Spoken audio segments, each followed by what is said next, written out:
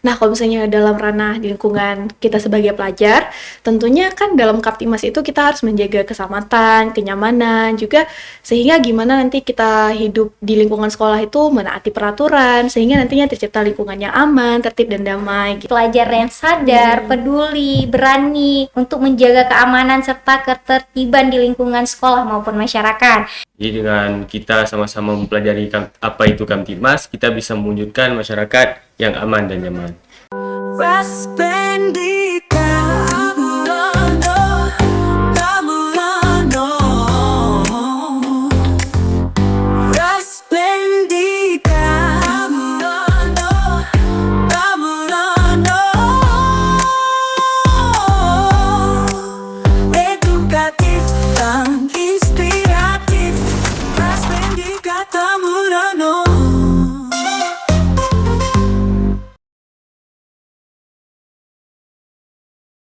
Assalamualaikum warahmatullahi wabarakatuh. Halo rekan Tabruno, bersama saya Anissa Rahma dalam program Speak seputar perbincangan edukasi Aceh kita.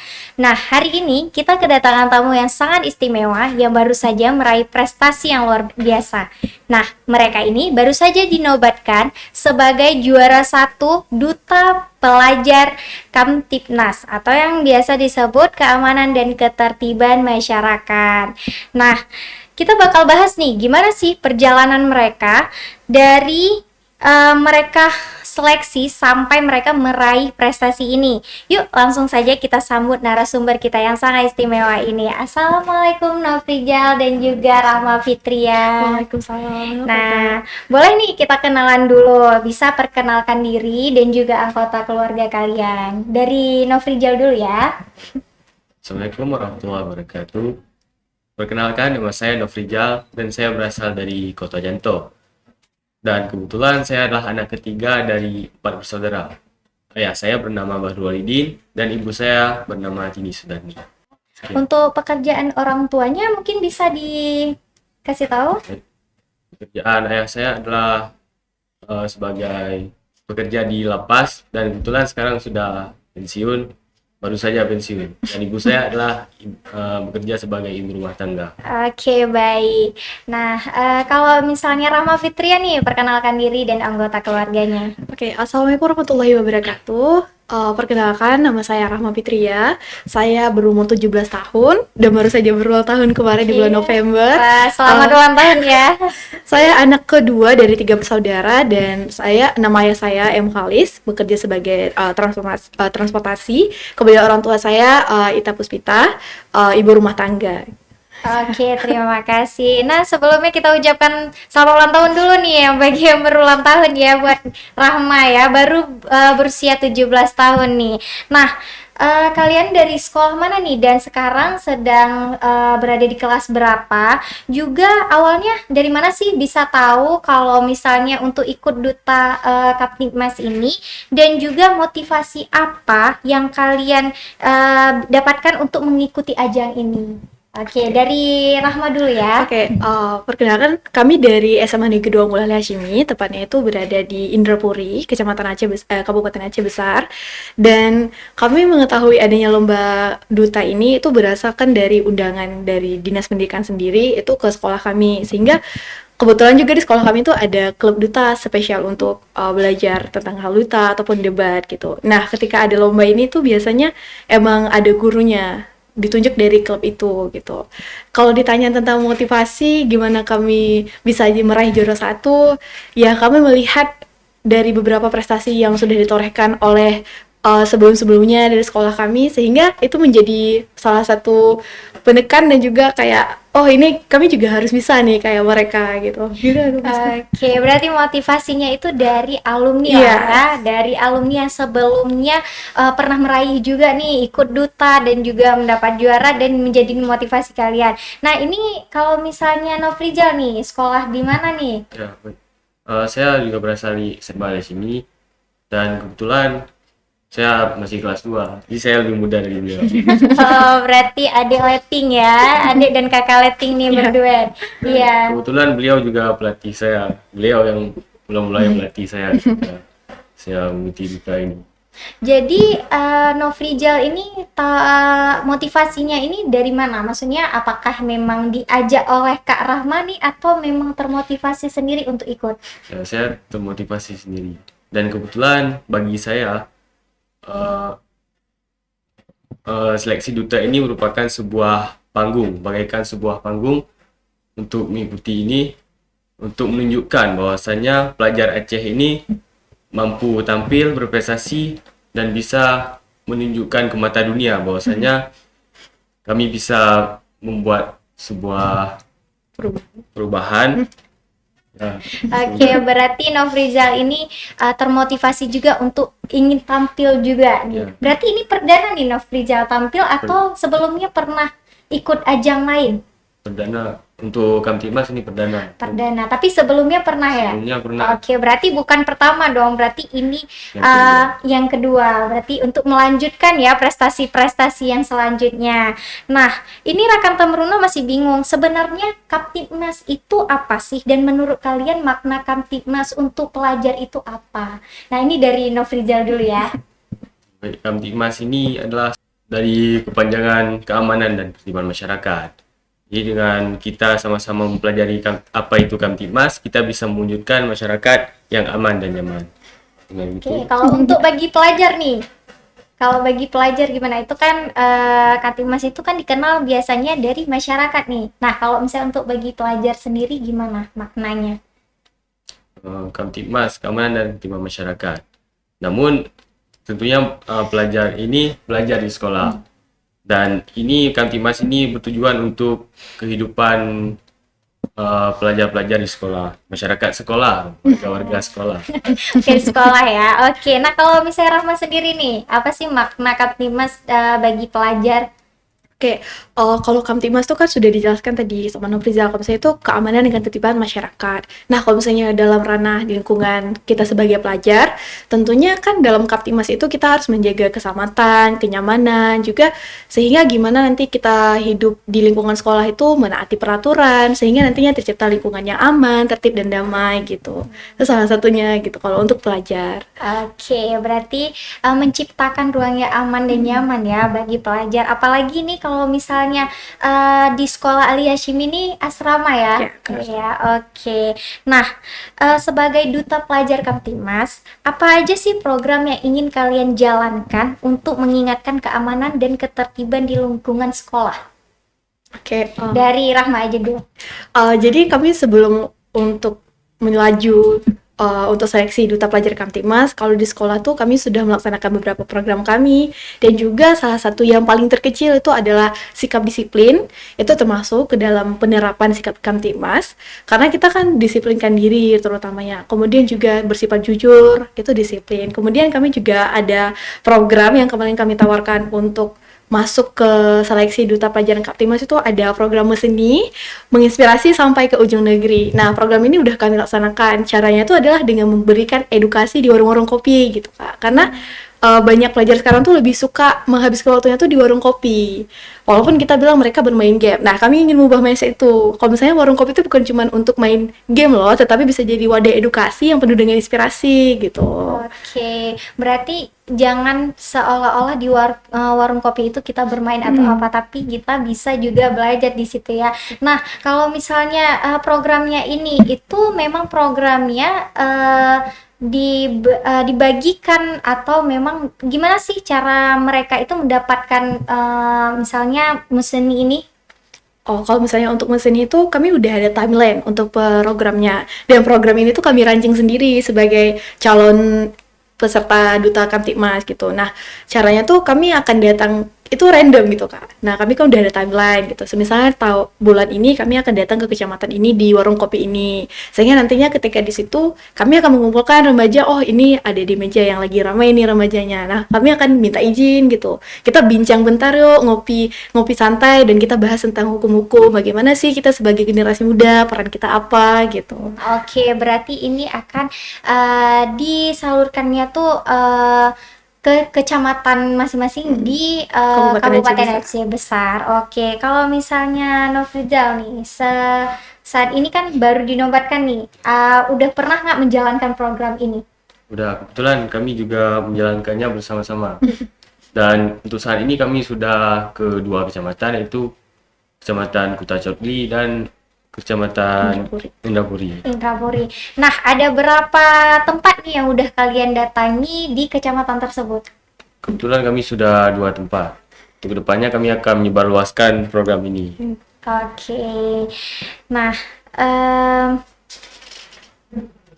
bisa ceritain nggak gimana sih proses seleksi dari awal sampai kalian ini dinobatkan menjadi duta Katimas? Ini dari Nofrijal dulu nih. Baik, terima kasih. Untuk bagaimana proses kami menjalankan ini semua, tentunya banyak halangan dan rintangan yang kami lalui.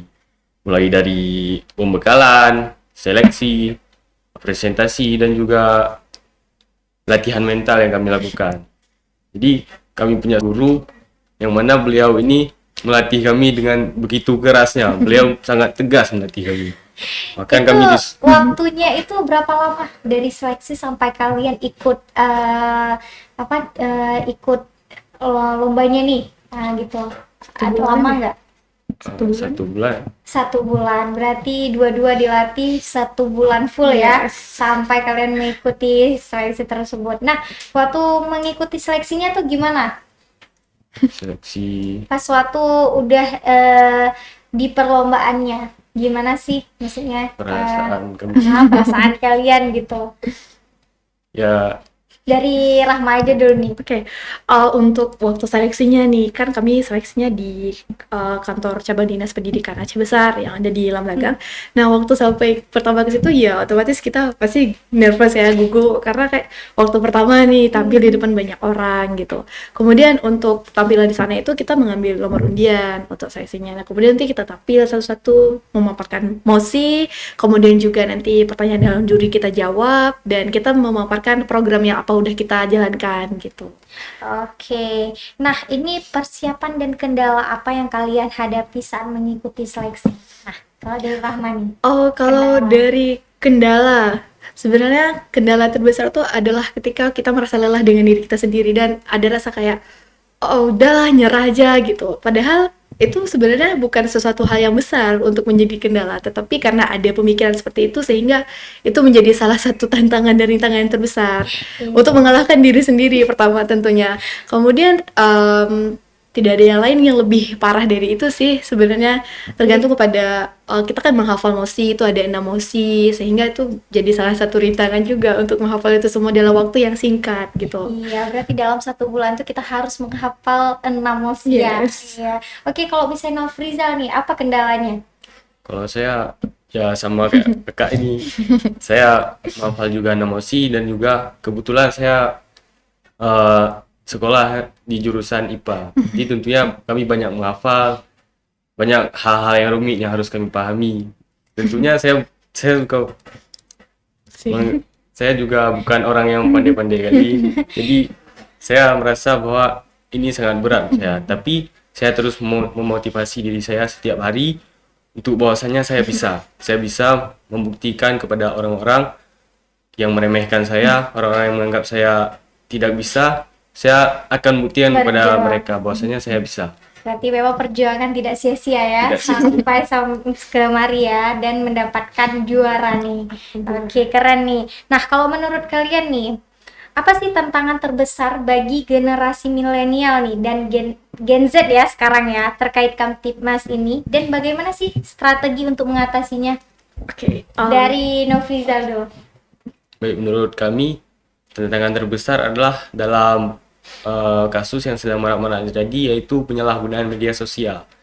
Kita bisa mengetahui bahwasanya dari sinilah permulaan terjadinya sebuah pelanggaran-pelanggaran terhadap aturan-aturan yang telah ditetapkan. Semua ini berasal dari penyalahgunaan media sosial.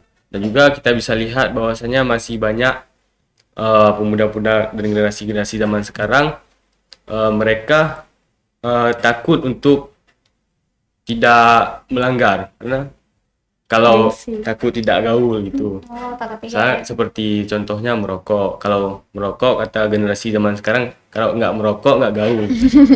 Nah, Oke, itu berarti masalah. karena apa tuh namanya, sekarang udah makin keren ya, udah makin gaul. Jadi kalau nggak ikut-ikutan tuh berarti nggak keren Nggak gitu. keren. Nah, kalau misalnya Rahma sendiri nih, tantangannya apa? Kalau dari Rahma sendiri itu tantangan terbesar kita sebagai generasi muda, terutama Gen Z ya sekarang, Iya. kalau misalnya kita bilang. Nah, itu karena kita hidup di era globalisasi dan digitalisasi, semuanya itu serba cepat, serba canggih. Jadi kita tuh dapatnya ya langsung instan. Nah, itu tantangan terbesar. Kenapa? Karena kalau misalnya kita melaksanakan atau melakukan tindakan di misalnya di teknologi ini seperti yang disampaikan oleh Nofrizal tadi.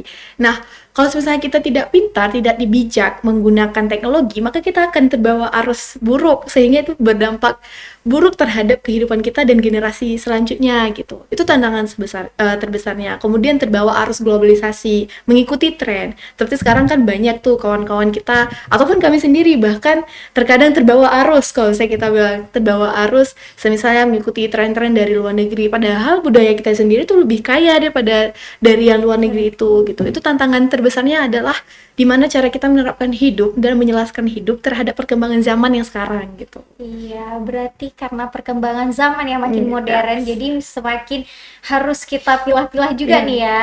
Nah, kalau misalnya tadi nih, bagaimana sih strateginya untuk mengatasi ini? Kalau misalnya dari Rahma nih. Oke, strategi apa yang bisa kita lakukan untuk kita bisa minimalisir nih tindakan-tindakan yang akan merusak ke depannya gitu. Nah, cara kita sebagai generasi muda di sekolah dalam menggunakan teknologi terutama, kita harus lebih bijak dan pintar serta melek akan hukum dan juga apa yang akan kita ketahui ke depannya gitu. Misalnya kita ambil contoh dalam penggunaan AI.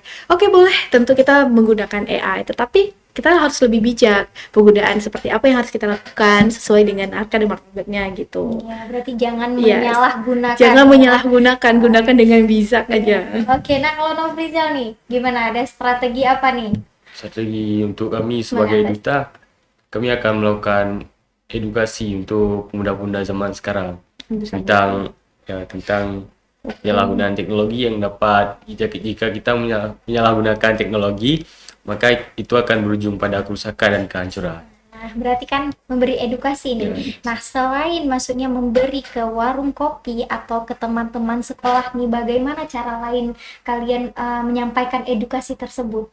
Karena kan zaman sekarang tuh kalau misalnya siswa, kalau kita lagi bilang nih edukasinya tentang ini, tapi mereka kadang-kadang ya sibuk sendiri gitu. Nah, selain itu ada cara apa lagi nih dari kalian? Oke, caranya tuh banyak ya. Sekarang kan generasi muda, kami juga nih termasuk generasi Gen Z. Kami kalau misalnya dikasih tahu kayak orang kasih ceramah, ini nggak boleh, gini nggak boleh. Maka sesuai dengan kami, apa yang kami rasakan, tentunya kami juga lebih menyukai misalnya konten-konten video TikTok yang menarik gitu. Nah, otomatis kami juga akan buat seperti itu sehingga apa? Sehingga nantinya teman-teman kami, generasi muda semuanya itu lebih mendengarkan caranya memberikan edukasi melewati platform TikTok atau medsos yang lainnya seperti IG, Twitter, dan lain-lain seperti itu. Wah, keren nih. Berarti kita mengikuti perkembangan zaman karena nggak mungkin kan kalau misalnya kita memakai cara lama nih. Apalagi nih kalau kita cuma taruh di majalah atau di koran kan. Kalau misalnya Gen Z nih sekarang nih paling jarang nih baca koran atau apa semacamnya kan, paling dengan Instagram, TikTok dan yang lainnya. Oke, berarti dari medsos ya. Nah, berarti kita harus kreatif lagi di medsos. Nah, sekarang bagaimana pentingnya kolaborasi antar pelajar, sekolah dan kepolisian dalam menciptakan lingkungan belajar ya yang nyaman dan aman. Nah, dari Nofrizal dulu. Jadi kita dapat mengetahui bahwasanya polisi ini memiliki peran yang sangat penting memiliki pengalaman dalam pembinaan hukum, dalam edukasi hukum, dan sekolah mempunyai peran sebagai pembinaan terhadap hukum tersebut. Dan tentunya kita memiliki peran yang sangat penting sebagai pelajar, generasi muda memiliki peran yang sangat penting sebagai penggerak di lapangan. Sehingga ketika semuanya bekerja sama, bergerak dengan bersama-sama dengan lancar, tentunya akan tercipta sebuah lingkungan sekolah yang aman dan nyaman. Oke, baik. Nah, kalau Rahma sendiri nih. Kalau dari Rahma sendiri sih, tugas kita terutama sebagai seseorang yang berada di ruang lingkungan itu gitu kan. Kamtimas keamanan ketertiban masyarakat, bukan hanya masyarakat di desa tetapi juga di sekolah. Kita sebagai masyarakat yang berada di ruang lingkungan sekolah, tentunya peran polisi adalah menegakkan hukum, masyarakat menjadi fondasi terutama untuk menyelaraskan hukum. Kemudian kita sebagai pelajar harus bijak dan melek serta mengikuti tata hukuman yang sudah ada sehingga tercipta lingkungan yang aman, damai dan tertib akan hukum. Oke, berarti kalau kolaborasi kita bisa menciptakan Yes. lingkungan yang aman dan nyaman ya. Oke, nah apa aja nih yang kalian dapatkan setelah kalian dinobatkan menjadi duta pelajar Kaptimnas di Kabupaten Aceh Besar? Nah, dari Rahma dulu ya. Oke, yang kami dapatkan dari terlaksana ataupun terlantiknya kami jadi pelajar Duta Kamtibmas Kabupaten Aceh Besar tuh ada piagam tentunya, ada sertifikat dan juga ada uang tunai kayak gitu. Nah, kalau uang tunainya itu ini berdua atau sendiri-sendiri? Oh, sendiri-sendiri. Oke, sendiri-sendiri berarti plakatnya 2, sertifikatnya Yes. 2 dan uang tunainya Masing-masing juga satu. masing-masingnya. Oke, berarti sama ya sama nantinya. Nah, apa nih harapan kalian dalam mengikuti ajang pemilihan Duta Kaptimnas Provinsi Aceh 2025? Nah, dari Nofrijal dulu nih. Harapan kami untuk kedepannya, kami ingin meraih dan menciptakan sebuah prestasi untuk Aceh Besar, bahwasanya Aceh Besar bisa, insya Allahnya untuk ke depan bisa juara 1. Kami akan mengusahakan itu. Oke, nah kalau misalnya harapan Rahma nih. Oh, kalau dari Rahma, harapan kami untuk di provinsi nanti semoga kami bisa menampilkan yang terbaik, menjadi perwakilan dari Kabupaten Aceh Besar, sehingga nantinya kami bisa menorehkan prestasi untuk Aceh Besar dan juga untuk Aceh itu sendiri gitu. Oke, nah baik, nah teman-teman yang mendengar nih jangan lupa ya doakan Rahma dan Nofrizal di ajang provinsi nanti ya.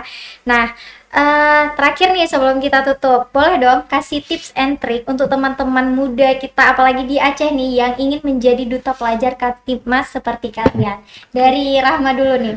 Oke, tips dan trik dari saya tentunya untuk pelajar dan teman-teman yang kedepannya akan berada di tempat kami, posisi kami saat ini adalah berusahalah sebisa mungkin, kemudian belajarlah dari kesalahanmu di hari kemarin sehingga lebih baik menjadi hari ini. Kemudian lebih banyak membaca, berliterasi karena literasi yang sangat penting dalam mengikuti ajang duta ini. Gitu aja sih Kak. Oke, nah kalau misalnya tips and trick dari Nofrizal nih. Kalau dari saya sih yang paling utamanya tuh berdoa.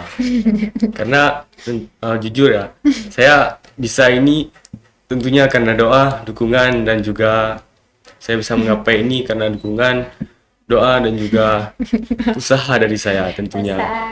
Jadi sebenarnya doa itu sangat berpengaruh dalam keberhasilan kita. Saya boleh cerita sedikit. Oke, boleh. Saya kebetulan juga seorang paskibraka di Kabupaten Aceh Besar tahun 2025. Dan saya bisa menggapai itu banyak halangan dan rintangan yang saya lalui. Yang pertama, ketika kami sedang latihan di sekolah, dilatih oleh kakak-kakak senior kami, tangan saya sedang dalam keadaan cedera.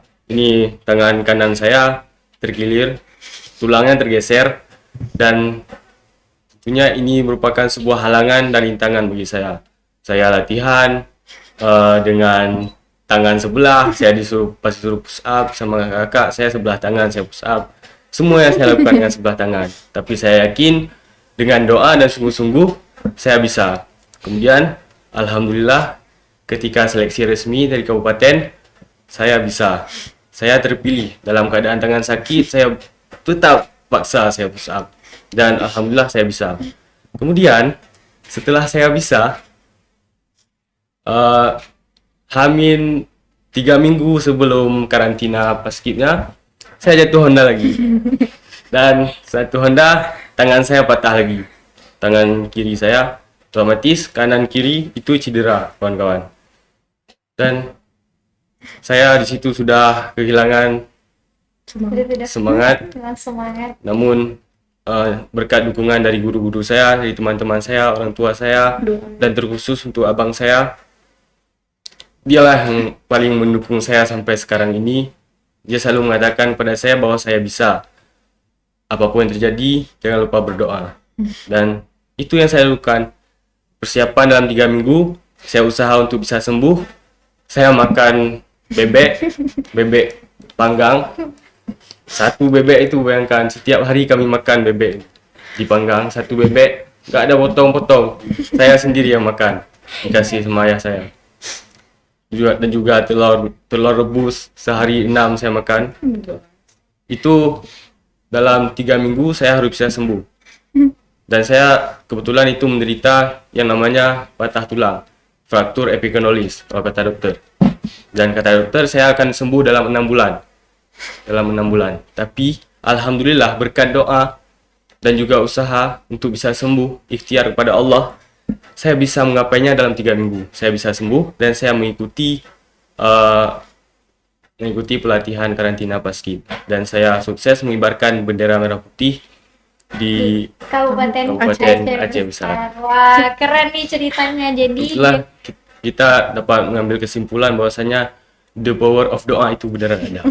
the power of doa itu beneran ada ya. Jadi jangan lupa setiap kita mengikuti apapun, jangan lupa untuk berdoa karena tiada doa yang tidak didengar oleh Allah ya. Betul. Allah itu maha baik. Oke. Nah, keren nih. Ini kesan pesannya langsung dari yang udah mengalami ya, pengalaman ya.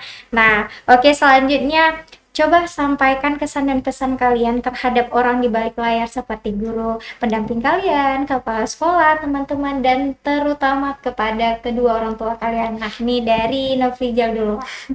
Baik, terima kasih. Kesan dan pesan saya sebagai seorang murid untuk guru-guru saya yang telah melatih kami dengan susah payah, yang telah meluangkan waktu, uang, dan juga tenaga untuk kami. Kami benar-benar berterima kasih sebesar-besarnya.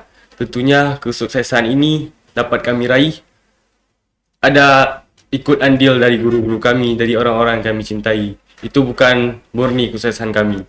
Jika tanpa mereka, kami tidak akan bisa meraih ini. Dan juga untuk orang tua saya di rumah, saya bangga menjadi anak. Saya bangga bisa menjadi anakmu ya. Saya sangat bangga.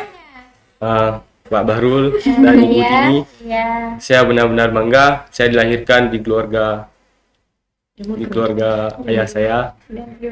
Nah, saya sangat bangga karena di keluarga ini saya mendapat dukungan dan support yang benar-benar. Dan juga saya sangat berterima kasih kepada abang saya yang bernama Hafiz Andisal. Beliau adalah sosok motivator dalam hidup saya.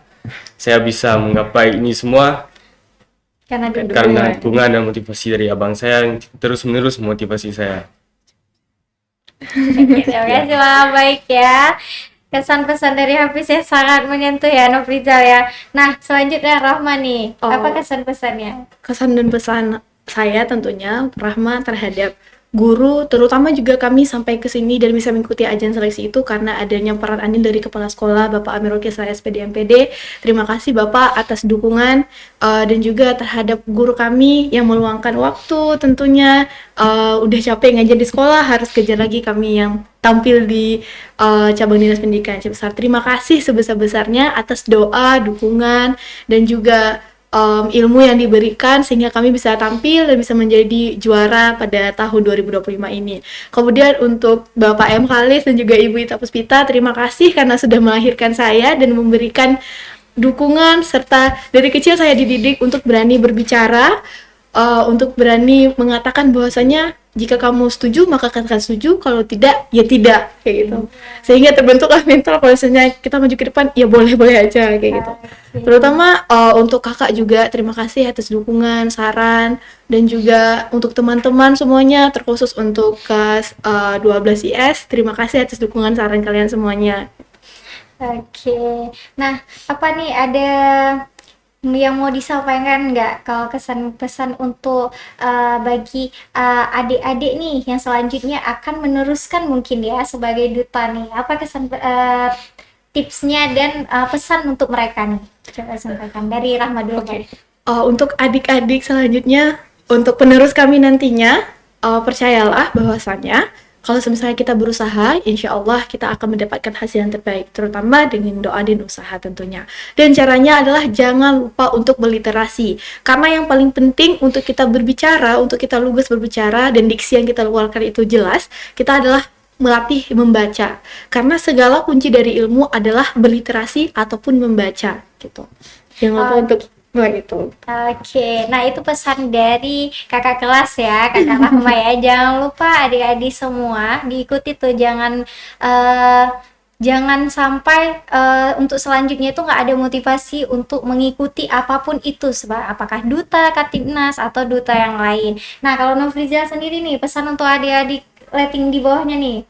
Untuk adik-adik rating saya, pesan saya, kalau kamu ingin menjadi seperti saya, seperti kami, kalau kamu ingin mengikuti duta Kamtibmas, kamu harus berusaha dan juga berdoa. Ingatlah bahwasanya doa tanpa usaha itu bohong, dan usaha tanpa doa itu sombong.